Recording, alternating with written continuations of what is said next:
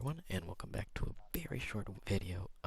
Over the weekend, I will try to finish all of these, but today I only want to focus on comments because on the last video, I did mention, for a brief second, like, comments. If you remember from the JavaScript series with Carol, it was something like slash asterisk, and then you'd write in here, but as you can see, that doesn't really work here.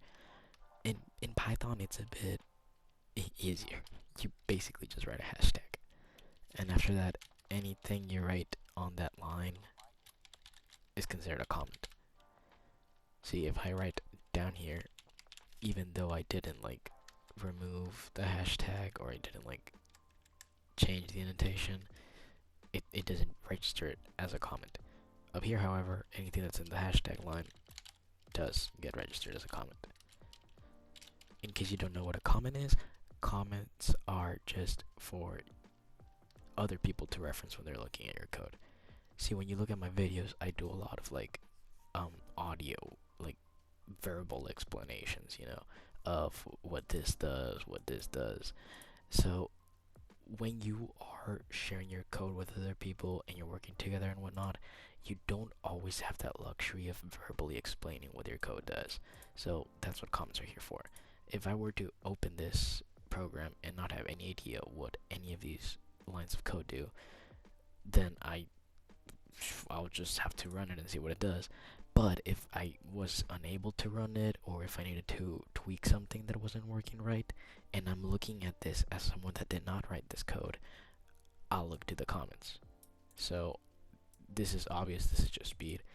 This is telling me that these two lines move Tracy from the bottom left, to the bottom left of the circle group at this position, these coordinates. So now I know that the function of the purpose of this is to bring Tracy down here. So yeah, that's the first thing that's run.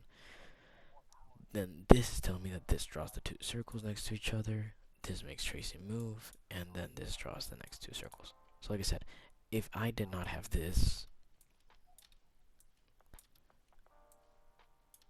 and then somebody told me, yo, can you help me fix this? And I ran and I'm like, okay, sure, this does this. What's wrong with it? Oh, I needed to draw an extra circle in the top part. I would not know what part of this code addresses these two circles or the top part of this shape. So I would be kind of lost, and I would have to like check the lines one by one to see what they do. So instead, like I said, use comments. Very important, especially important if you're working with other people. I don't think there was there's no exercise for this. So yeah, like I said, very, very short. Okay, this is telling us to go back to the circle pyramid. So I will go back to where's it? Circle pyramid. Here I go. Yeah, see, like this. If this was given to me by someone I don't know, and they were like, yeah, I need my circles to like have a gap between them. Yeah, good luck. I'm not figuring that out fast enough. So I hope that did copy it, and then just come back here.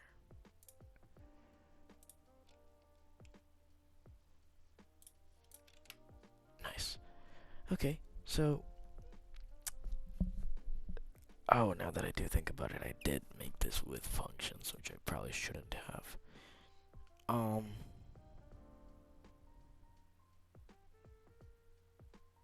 Anyways,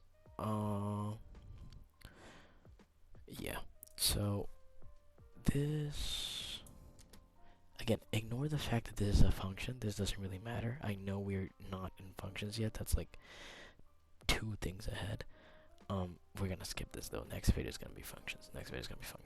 So I'm just trying to let people know that this is the function that makes a circle. I have to specify that it's just one. Okay, and then down here I'm gonna say moves Tracy to starting position at -100, -200. And then here I can say makes the first row of circles. Here I can say, remember it's just a hashtag. The way you write comments is just writing a hashtag before the rest of your, like, what you want to say. This moves Tracy to the second row's starting position, and then this makes the second row of circles.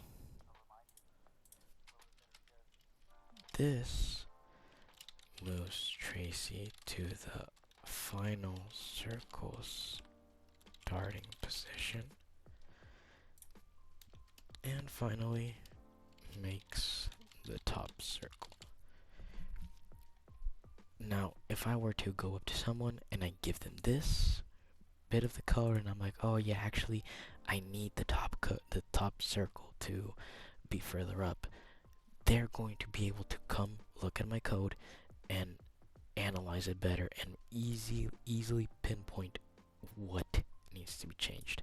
So they're gonna come over here and they're gonna be like, oh well, this is what moves Tracy in her starting position for the final circle. Maybe he wants it at like a little bit higher, let's just say at 0. So now Tracy's gonna do this exact same thing, but that final circle is gonna be further up.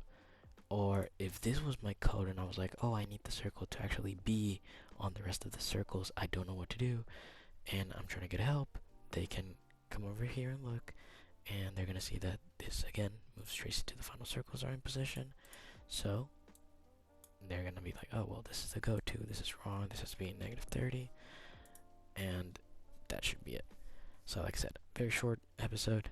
Same with Carol. This was like one of the shortest episodes I had with Carol. Though comments are extremely important, I cannot stress that enough, especially when you're working with other people or you want help and you don't have the ease of verbally communicating. So, like I said, this is about it for today. Thank you for watching. I will hopefully be here tomorrow and we will be getting into functions. Till next time, guys.